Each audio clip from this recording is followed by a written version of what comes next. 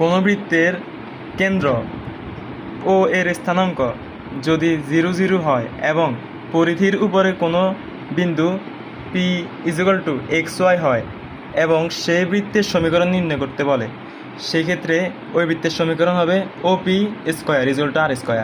এখন আমরা যদি OP² সরল রেখার সূত্র থেকে বসাই, সেক্ষেত্রে হবে ও এর মানে 0 - x² প্লাস 0 - y² √r বা রুট পাশে নিলে r²। সেক্ষেত্রে আমরা ওই বৃত্তের সমীকরণ পাবো x² + y² = r²। এটা হবে ওই বৃত্তের সমীকরণ। এখানে আমরা পরিধির উপরে থাকা বিন্দুর মানটা বসাবো, x এর মান বসাবো, y এর মান বসাবো, সেক্ষেত্রে আমরা বৃত্তের সমীকরণ পেয়ে যাব। যদি বৃত্তের কেন্দ্র HK এবং পরিধির উপরে কোনো বিন্দু PXY থাকে, সেই ক্ষেত্রে ওই বৃত্তের ব্যাসার্ধ হবে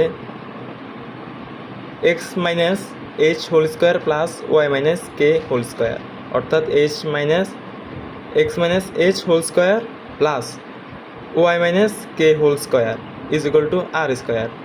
এক্ষেত্রে আমরা বৃত্তের ব্যাসার্ধ পাবো। আচ্ছা, এইখান থেকে হচ্ছে বৃত্তের আদর্শ সমীকরণ। এটাকে যদি ক্যালকুলেশন করা হয়, সেক্ষেত্রে পাওয়া যাবে x² + y² + 2gx + fy + c = 0। এখন প্রশ্ন হচ্ছে এখানে gf কোত্থেকে আসলো? আমাদের কাছে তো h আর k আছে এবং তা মাইনাস আকারে আছে। যদি ক্যালকুলেশন করা হয়, সেই ক্ষেত্রে এখানে হবে x² + y² - 2hx plus 2ky + c = 0। আমরা যদি hk - g ধরি, kk - f ধরি, সেই ক্ষেত্রে h এবং k এর মান যদি আমরা এখানে বসাই, তাহলে আমরা এই আদর্শ সমীকরণটা পাবো।